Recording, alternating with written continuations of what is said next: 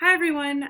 Today we're going to be taking you through chapter 1 of the textbook, which is motivation, engagement, interests, and attitudes. And we're just going to be going through and talking about the different strategies that we found to be really useful for a future classroom and strategies that we might want to use ourselves. The first strategy we found is called Item of the Week. This strategy is when a student finds a good book they can read, good book, they can present it to the class through Item of the Week. Some guidelines for Item of the Week are sharing the book for 60 to 90 seconds in front of the whole classroom. The student will include the title and author when sharing it, describe the interest the student has in it, have the student not give away the ending, and pretend like the student is on TV, like on a news telecast.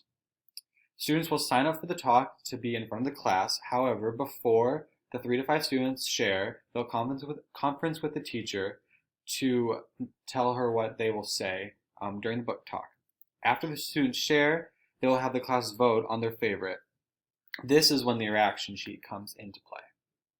The reaction sheet is what the students will fill out when they are listening to these book talks. The reaction sheet includes the book title, the author of the book, the student's reaction, and their rating of the book.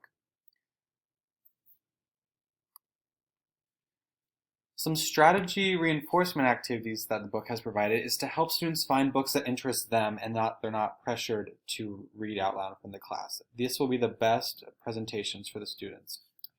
As a teacher, we should try to link the books to the community and what they're involved in outside of school so they're more interested in it as well. We can also provide a variety of reading materials from poems to even movies or any type of literacy that a student can present on. If possible, invite authors into the classroom from local books that they can share and relate to and collaborate with. The next strategy we have chosen is the Purposes of Literacy and Life Survey. This activity is to show students what the purposes of literacy are in the real life, in the real world. First, we can use a teacher example as an example to show what the class will be doing. So you can share a list of readings that you have read in one list and explain the purpose in reading in your life and what it means to you. So next, you'll give the students the purpose of reading worksheet and have them fill in what books they read over the weekend. They will then explain what the purpose of the reading was on the worksheet. When they get back to school, they will share with a group and talk about what they read and the purposes they found in the reading. After the class shares into groups, the class will come together and share as one whole group and make one master list to show what purposes of reading are with different poems, books, and every other type of literacy that a student can think of.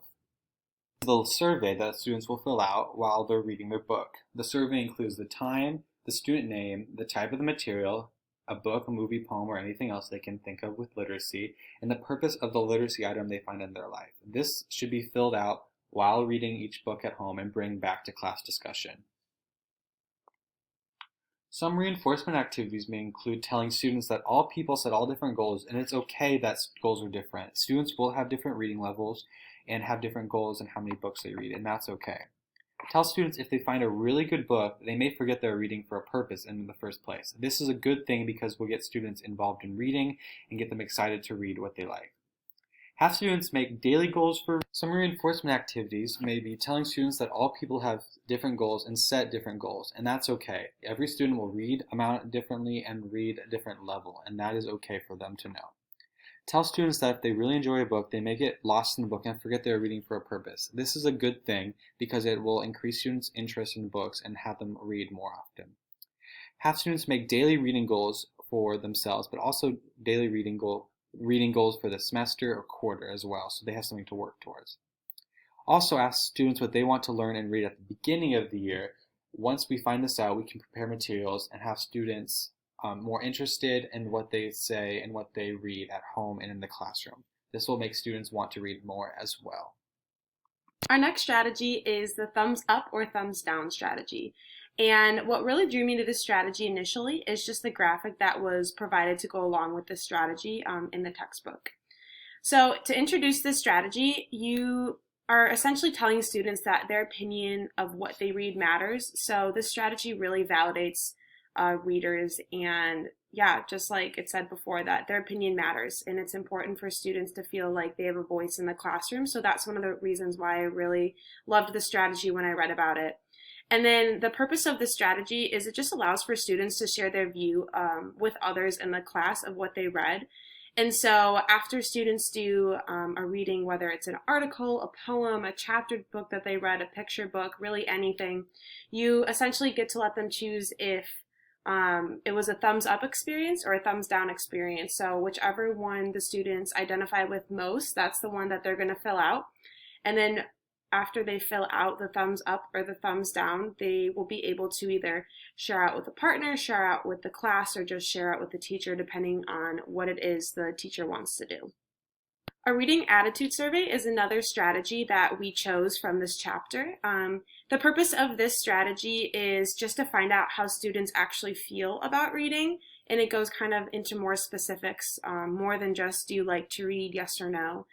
And when giving the survey to students, it's really important to emphasize that there's no right or wrong answer, because you want students to answer truthfully. If they don't like reading, you want to know that. Or if reading makes them feel really overwhelmed, you want to know that. You don't want students to feel like they have to express that they love reading or that they're really good at reading. And then surveys will look different based on the age group or the grade level that you're working with. And so I provided an example that the textbook gave of a graphic reading attitude survey that you can give to more of the elementary level. And it is really like giving that graphic visual support to learners of how each question makes them feel. So like, how do you feel about reading? And they can choose a graphic that is really excited or really sad or really angry. And it's just easier for them to identify how they feel about the question. And then if you're giving surveys to older students, like maybe upper elementary, middle school, high school, then it is going to be a lot less of the visuals and more of just like asking the question and then asking them to either write their answer or rate their answer on how they feel. The article that we found discusses the relationship between the social environment in the classroom and students' motivation and engagement during school. So the main strategy that it talks about is promoting collaboration between students. So that's allowing students to discuss work with their classmates, letting students ask other students questions, encouraging students to share their ideas with each other, and allowing students to get to know each other, as well as encouraging students to be helpful with one another's work. Promoting group work among students gets them more involved in the class discussion and what's going on in class without them having to speak in front of the whole class. Hey guys, so we decided to demonstrate the strategy thumbs up or thumbs down, and for this demonstration I'm going to be the teacher and then Drew and Megan are going to be the students. Okay class, today we are going to have the opportunity to share out with one another what we thought about our readings from the weekend. So how it's going to work is I'm going to ask you to give me a thumbs up or a thumbs down about how you felt about the book that you chose to read over the weekend. And then once you gave your thumbs up or thumbs down, I'm going to ask you to kind of just explain why you gave it a thumbs up or a thumbs down. Any questions? All right, so let's start with Megan. Thumbs up or thumbs down about what you read? I read The Giving Tree and thumbs up. So why do you give it a thumbs up? I really liked the book because it was about a tree that was super generous towards a person, and it was just a really good book. What did you learn from the book?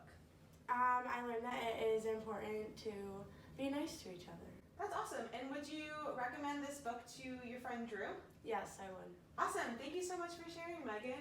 All right, Drew, thumbs up or thumbs down about the book that you read this weekend? I read The Happiest Book on Earth, or maybe it's just The Happiest Book. I don't remember. It was a long weekend, but I give it a thumbs up for sure. Yeah, why do you give it a thumbs up? I give it a thumbs up because it has a great message of treating everyone equally and happy and being nice to everyone as well. And even because people have differences and they maybe have flaws, that's okay. Everyone should be happy and healthy. Yeah, absolutely. Would you recommend this book to your friend Megan? Yes, I would. It's a great book. It's a nice, easy read. I love the illustrations in it too. That's awesome. Thank you so much for sharing, guys. So looking at the teaching strategy that we chose to model for you guys, we just kind of wanted to further explain why we chose to model the strategy that we did. So we just felt that Out of all of the strategies in the chapter that we had picked for our presentation, we felt that the thumbs up or the thumbs down model was the easiest strategy to implement, in that you could do it either informally or formally. So the way that we modeled it for you guys, we did it informally. So we just asked the students, give a thumbs up, give a thumbs down. What did you think about the reading that you did over the weekend? And then the more formal way that you could use that strategy is, like we talked about in our presentation, with that example of giving them that sheet of paper that either has the thumbs up or the thumbs down graphic, and then it has the questions that I asked orally to the students in written form, and then they can write down their answers and then potentially share out later. And so, yeah, we just felt that it's a really good strategy in that it does have both sides of the informal and formal assessment.